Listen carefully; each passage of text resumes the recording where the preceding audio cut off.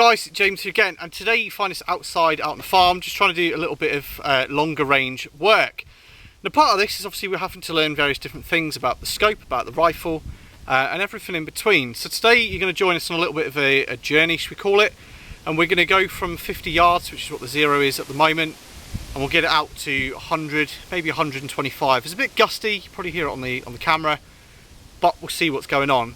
Now today specifically we are playing with the scope and we're working off clicks. A lot of you would have seen recently I've moved from second focal plane Hawk Sidewinders to first focal plane Vortex Diamondbacks. Now there's a couple of reasons for that, mainly for normal shooting. Having the same holdover no matter what magnification I'm on is certainly a help, and it's less things for me to worry about when I'm out on the farm. But obviously for longer range shooting it means that I've then restricted my potential. With the Hawks you could put them back out to say 5 or 6 magnification, and that gives you X amount of extra yards because you've changed the perspective of the reticule, whereas this stays fixed, so I don't have that option. So we've made some adjustments on our little Eagle Vision mounts, and we've added basically about 20mm of angle onto the bottoms to dip the front of the scope down and gives a little bit more potential with the clicks. So we're not using all of the clicks to get to a baseline. We've created this baseline artificially with the mounts, and we're now doing everything going forward with clicks. Now with the Diamondback scope, this one here adjusts 1/4 of a MOA per click. Now for anybody that's not sure about MOA, what it is, etc., it's basically a measurement. It's a minute of angle. And I'll put a little diagram up here that I've just kind of shiftily drawn up, trying to explain how that works. So it's essentially a triangular measurement that's going out, and it expands as it's getting further. So at 100 yards, 1 MOA is 1 inch. At 200 yards, it's 2 inches, and then at 300, it's 3 inches. Now, to put that in perspective click-wise, when you adjust 1 click at 100 yards, that is 1/4 of an inch. When you do it at 200 yards, that then goes up to 1/2 inch. And if you're going further, say 300 yards, it goes up to 3/4 of an inch per adjustment, if that kind of makes sense. Obviously, the further you go away, the bigger the adjustments, the bigger the increments are, purely because a minute of angle is worth more at further distance. Okay, so MOA out the way, hopefully that makes a little bit more sense. Now, what we've done beforehand is we've gone on to Sturlock Pro, which is the app that I'm currently using. It's a ballistics app that you can get for iOS and Android. And we've inputted the velocity, the scope height, reticle type, pellet type, and all that information. And that has generated a graph for us today. Now we have gone through and we've just amended a couple of the details. Obviously it's a rough guide. It will get you near where you need to be, but it won't get you exactly on it. So I've zeroed at 50 yards. We have the data for 75 yards and 100 yards, and we'll go forward now and we'll try and see whether that'll work. Now, as you've probably picked up in this video so far, the wind today is a little bit gusty. So we're going to be looking at elevation. Obviously I just want to know what the height's up to. Windage, it's subjective. I'll get a better idea of that once the day settles down. But the kind of rough kind of consensus that we'll be going, 50 yards will be on the zero.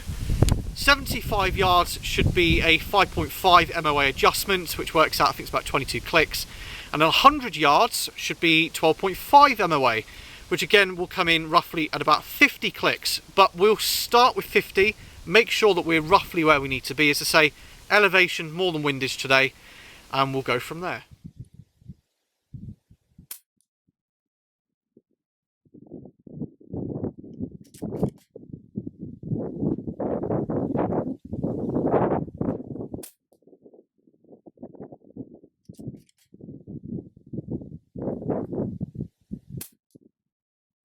Okay, so that was 50 yards sorted. As you saw there, the wind pushing it off a little bit, but they're all level on that plane, so my elevation is spot on. So we're going to add the adjustments here. Now, difference here between MOA, etc, etc. Now, these are numbered in a very specific way. Now, you can either sit and count the clicks out, so in this case we're going to be looking at 22 clicks. Alternatively, if you zeroed the turrets on here, you can simply put it round, because we've got to get to 5.5, go to 5, 1, 2, we're now on 5.5 MOA of adjustment, that simply, alright, so no counting clicks, 5.5 on the turret, and now in theory this should be 75 yards. Again, we're looking at elevation rather than windage.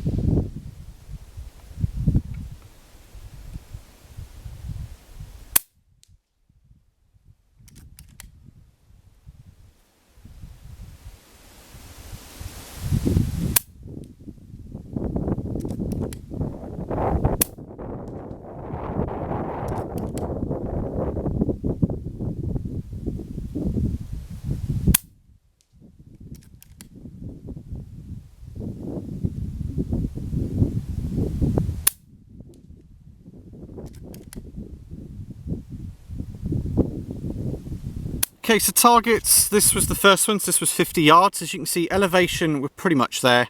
It's just the wind, obviously it's pushing it across to the right. Now as the breeze is coming in like this, it's lifting, so we're finding a couple that are slightly higher there.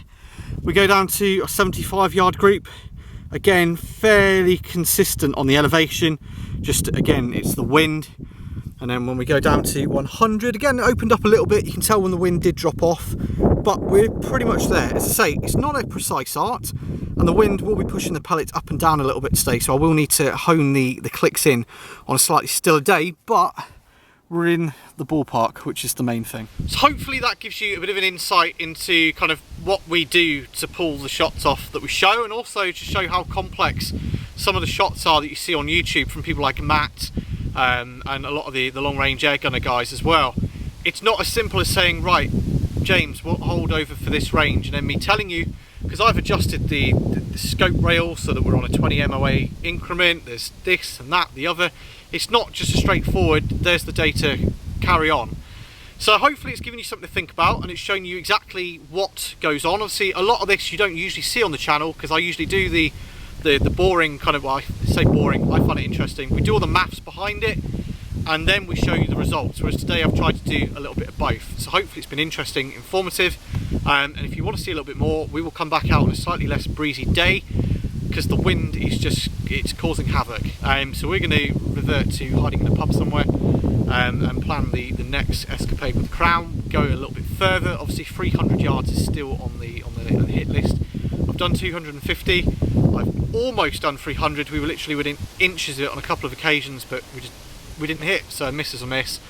But there's more coming. Obviously I'm going to be doing more with this. We've got slugs, slug liners and all sorts of things coming up quite soon, so hopefully you will see that. Also a little bit of an update on where we will be hosting as well. Some of you may have picked up on a certain item that's in this video that you may not have seen before. For those of you that have and have picked up, it's coming soon.